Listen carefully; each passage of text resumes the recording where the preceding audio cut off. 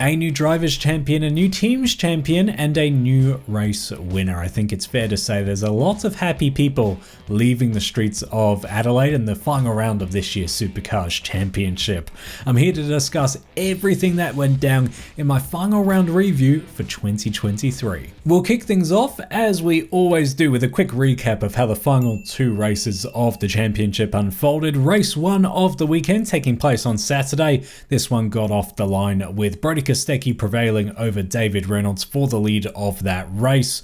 It didn't take long though before it all turned to disaster. There was a major crash at turn 3. Anton De Pasquale sort of fed Brown into the wall, perhaps a bit unsighted there. Brown copped damage on the left hand side, and then Shane van Gisbergen, completely unsighted, collected the right side of Brown's Camaro as well. That absolutely tore apart those two machines. Brown was out of the race, Giz was out of the race, and subsequently out of the championship as well. It was all done and dusted all too soon. Brodie Kostecki had his own close call a bit later after the restart, passing Anton De Pasquale into the center chicane in a pretty nail-biting moment, considering he didn't have to do much but play it safe from that point forward. Anton De Pasquale actually had damage that started to show itself later in the race as well. That brought him into the pits eventually. Golding survived a turn 8 close call. Turn 8 was surprisingly forgiving this weekend, but Golding was one of the few to find that wall, brushing up against it pretty hard and pretty lucky to continue unscathed as well, or at least largely unscathed by turn 8 standards. Meanwhile, Reynolds, Waters and Randle had an awesome battle for the lead up the front, and we had an intense moment with Reynolds and Waters fighting like hell on the pit re-entry, going side by side through the center chicane. It was just insane to watch, and so glad those guys both got through okay. But Waters held off a light charge from Reynolds in that race, and he hung on to the lead quite convincingly in the end, meaning our podium was Waters on top in that Chem Block tribute livery, Davey Reynolds in second, and Thomas Randle in third. The second race on Sunday saw Matt Payne pit Brodie Kostecki for the race lead early on, setting up a dominant day for him. We had a very close but clean opening lap, especially compared to the Saturday event, which was an absolute carnage fest. We did have Will Brown and Shane van Gisbergen coming together again, however, bumping down the back straight. No real damage done there, just a bit of hard racing between those two guys. Meanwhile, Chaz Mostert did get in a bit of trouble. He copped a 5-second penalty for what was essentially deemed a bump and run on Brock Feeney. We had an even bigger bump in the pit lane though, with James Golding and Macaulay Jones coming together after the Nulon car was given an unsafe release. When Macaulay Jones appeared on the TV screens, I think the commentators and just about everyone watching was very confused as to how Mako got on that angle in the pit lane, and the answer was a knockout blow from the Nulon machine. So that one resulted in some trouble for those guys. Shane van Gisbergen and Randle had a bit of a coming together at turn 4, which we'll discuss a bit later on. Meanwhile, Shane van Gisbergen's day actually got worse. He had mechanical issues, which really put a downer on his last race in the championship for the foreseeable future. It was a bit of a sad way for him to sort of duck out of Supercars. Not the greatest weekend on Saturday or Sunday for him. Matt Payne, meanwhile, took a dominant victory at the front. He is a rookie this year, but he has put in the most stellar performance on the streets of Adelaide. So that sees him on the top step, with Brock Feeney in second and Davey Reynolds making a double Penrite podium in third. So how did all that stack up against my pre-round predictions? As always, these are just a bit of fun, but let's just check back in and see how I went. My first prediction was that Brodie Kostecki and Erebus would win the championships. I'm going to give myself a tick on that, although it wasn't exactly a bold bet, given that both those championships were in fairly comfortable positions coming into this weekend. My second prediction is that it wouldn't have been a smooth ride though. I predicted that Brodie Kostecki would have some sort of scare, either like a DNF on the Saturday race or something like that, just to make the championship feel a little bit more nail-biting. But those guys did exactly what they needed to. They had an excellent quali car, not the best race car, but they still secured the results they needed to win both those championships. And my final prediction was a grandstand race finish, similar to to what we saw on the streets of Gold Coast, even if it was just one of the races. I wouldn't say we had that. The lead for both of those events was pretty convincing by the final few laps, but I will say it was pretty entertaining. There were multiple cars in contention for the win in both races for the majority of the track time. So overall, it was fairly entertaining, but we'll get more into the race reviews a bit later on. Actually, you know what? We'll get into it right away. Let's talk about the pros and cons from this weekend of racing, at least from my perspective, starting with the positives, the weekend wins, as I like to call them. The first one I've got here is that the Gen 3 cars, as they've proven pretty much the whole season, seem to follow so much better compared to the Gen 2 machines. I especially noticed this going through Turn 8. It felt like the cars suffered nowhere near as much aero wash as they used to. I feel like that may have also been one of the reasons why we didn't see so many Turn 8 accidents in the races this year too. But the following led to some close battles and some overtakes down at Turn 9 as well. So that was a positive. Not really a surprise there, but I think the aero changes made with Gen 3 in terms of the raceability of the cars, I think have just continued to prove themselves. On that topic as well, I feel like just like at the Gold Coast, we've had really good close back and forth battles. With Gen 2, it felt like a lot of the time when an overtake was made, that car would then sail off into the distance. That of course still happens, especially if someone's got serious pace, but because the cars are so much harder to drive and you can follow a lot closer as well, it felt like the battles carried on a lot longer than we're used to seeing around Adelaide. So that was a big positive for Gen 3 as well. And then the final positive, more of a post-event report, but apparently the crowd numbers were improved over 2022. And I think that's a good thing. We nearly lost this event due to COVID. It came back, it was saved, and I was worried it might be a bit of a flash in the pan with the crowd numbers in 2022, but they've continued to build this year, and it sounds like they're continuing to invest in the Adelaide event as well, which is great to see because it's a fantastic part of the Supercars calendar. And what about the weekend woes, the things that weren't so fantastic or put a bit of a downer on the whole event? Well,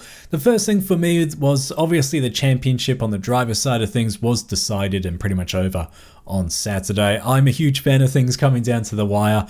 Unfortunately, that crash on Saturday ruled out any chance of seeing Shane van Gisbergen and Brodie Kostecki take the fight down to the wire. And Brodie had built a fantastic championship lead to this point, so it was always likely that the battle for the championship was going to be sorted out before the final race. And then the second weekend woe, it was obviously a bit of a downer for Shane van Gisbergen. Not only did he not win the championship, but I feel that was an unlikely scenario. He just didn't really have a good weekend. He didn't score a podium. He had mechanical issues on the Sunday race. And obviously, there's some strong feelings out there about Shane van Gisbergen, whether you love him or hate him, but nevertheless, he's been a huge part of the sport over recent years, and it would have been great to see him have one last real positive result before he heads over to the States. But both of these things, look, these are just the nature of motorsport and live sport. Really nothing you can pin on the running of this weekend's event. Shane van Gisbergen was in the spotlight, however, due to a clash with Thomas Randle in the Sunday race, and that brings us to Clash Chat, the part of the show where I pick either the most controversial or interesting on-track moment from the weekend and just break it down in a bit more detail. Of course, the biggest clash was on the Saturday race with all that carnage between Di Pasquale and Brown and Shane van Gisbergen, but that one for me was just a clumsy opening lap incident. There's not really too much to pick apart there, at least in my opinion. The one I did want to pick apart was Randle versus Shane van Gisbergen. To set the scene, Randle was trying to overtake Shane van Gisbergen, had a few cracks at him, ultimately tried to go around the outside of turn 4, which is a 90-degree right-hander. Shane van Gisbergen didn't hit the apex, he was on the inside, and as a result, Randle kind of turned into him and claimed that he had a bit of steering damage from that one as well, and obviously didn't complete the overtake at that occasion either. Now, this was an interesting one. Randle was pretty upset that Shane, didn't turn the car as he normally would, taking that corner, and sort of held him out wide.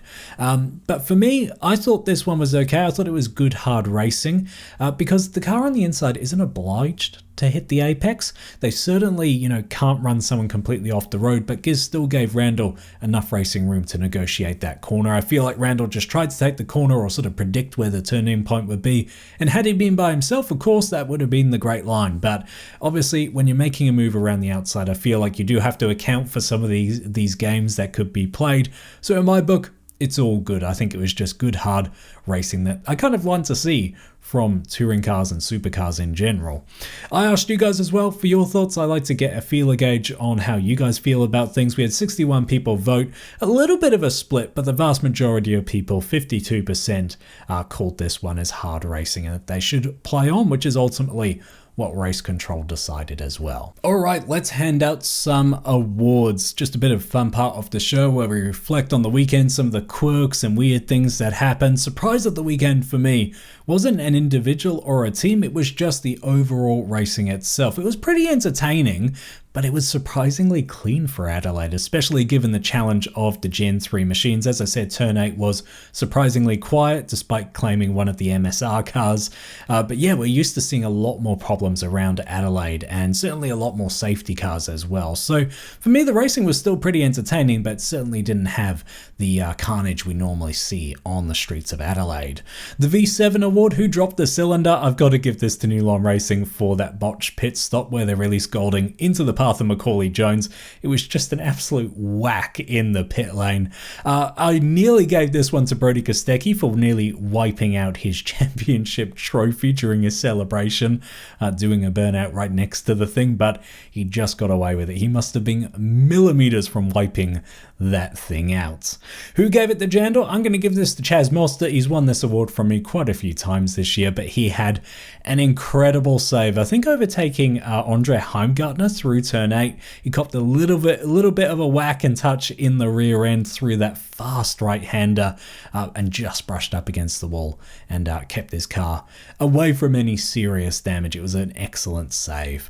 And then my special shout out has to go to Matt Payne. He's been an absolute incredible rookie throughout this year, only built and gained momentum and promise, and this weekend he finally got that result that he's come so close to actually achieving on multiple occasions, a race win in his first full-time season in the championship. It was an awesome performance. In terms of my overall enjoyment of this weekend's racing, I'm going to give it 4 out of 5 stars. If I could do half stars, I'd probably actually downgrade it to 3.5, just because I always have a really high expectation for the racing in Adelaide.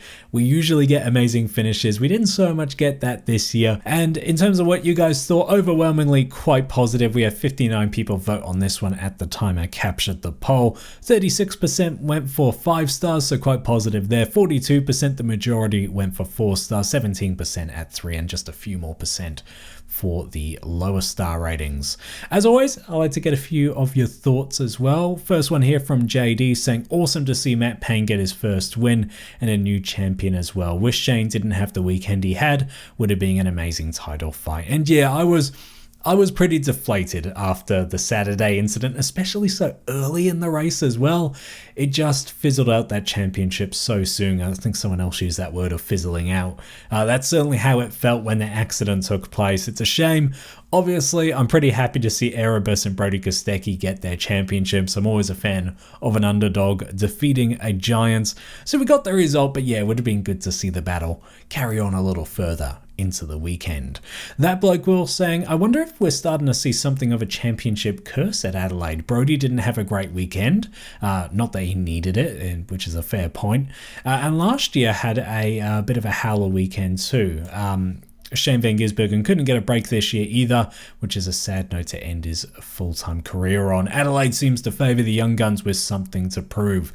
And yeah, that's certainly emerging as a trend. We've only had, this is the second event since it returned after COVID. But that's the pattern we're seeing. Sort of champions, even if they dominated a season, struggling on the streets of Adelaide, and the young guns coming to the forefront as well. So yeah, it's an interesting event. I kind of like the way that's happening though. There's a bit of jeopardy for the championship contenders, and the young guns get a chance to prove themselves and build some excitement as you start looking ahead to the following season. And then the last one here from Sam Cooper saying, overall a pretty good weekend, but for some reason I was slightly underwhelmed. And this is actually kind of a good summary of how I feel as well. I did feel a bit underwhelmed. I think a bit of me was hoping that the championship would be blown open somehow between Red Bull and Erebus, but obviously it was all kind of tidied up very early on. Even if we didn't get that championship battle, I was hoping maybe for a slightly more exciting finish to one of those two races. But once again, that's just the way live sport goes sometimes. Let's take stock of those championship results though. Brodie Kostecki, his final tally was 2,888 points. The triple eight in that number being a bit ironic. Shane van Gisbergen in second place. Brock Feeney, his teammate, in third. Chaz Mostert ultimately ended up fourth, and considering the challenges that team have had this year, I'm really surprised he's that high up, to be honest with you. So yeah, good result for them. Potentially a bit of comfort in a challenging year. Will Branghouse, he was a strong championship contender, but had a really poor run to the flag at the end of the second half of this season. He's down there in fifth. Cameron Waters came on strong towards the end. He's in sixth. Andre Heimgartner in seventh. Anton Di Pasquale in eighth. And Davey Reynolds there in ninth. On the team side of things, Erebus also wrapped this one up. Not quite as convincing as the driver side of things, but still secured it quite comfortably. Red Bull in second. Brad Jones Racing managed to secure third. That was a big win for those guys, and I suspect they're going to consolidate and improve even further next year. Tickford in fourth. Shell V-Power Racing had a good rebound after a struggling start to 2023. They're in fifth. Walkinshaw Andretti United in sixth. Penrite in seventh, and teammating in eighth. And with that, 2023 comes to a close. Next season will kick off at Mount Panorama for the Thrifty Bathurst 500. That's taking place on February 23 to 25, a week after the Bathurst 12-hour MFAX. So lots of action to look forward to at the start of next year. During the off-season though, I plan a lot more discussion and opinion pieces and videos and stuff like that, just to fill the void and keep the Supercars stuff rolling on here on the channel. I'm actually looking forward to it. There's a lot of stuff that took place this year, and just general thoughts on Supercars and the championship that I just haven't had time to get to amongst all the round previews and reviews. So it's a great opportunity. I'm looking forward to the off season and delving into some of that stuff. So I hope you'll stick around and keep supporting the content. And of course, we'll be back bigger and better next year as we get stuck back into the actual racing side of things. On that note, thank you so much for your support of the channel. 2023 was the first season I've run this channel. So thank you so much for engaging with me, sharing the love for Supercars. I absolutely love the Sport Insider, and it's been awesome to connect with fellow fans, and I can't wait to do more of that during the off season and of course when the cars hit the track again in 2024. But until the next video, I will see you in the next one, and thanks again for all your support.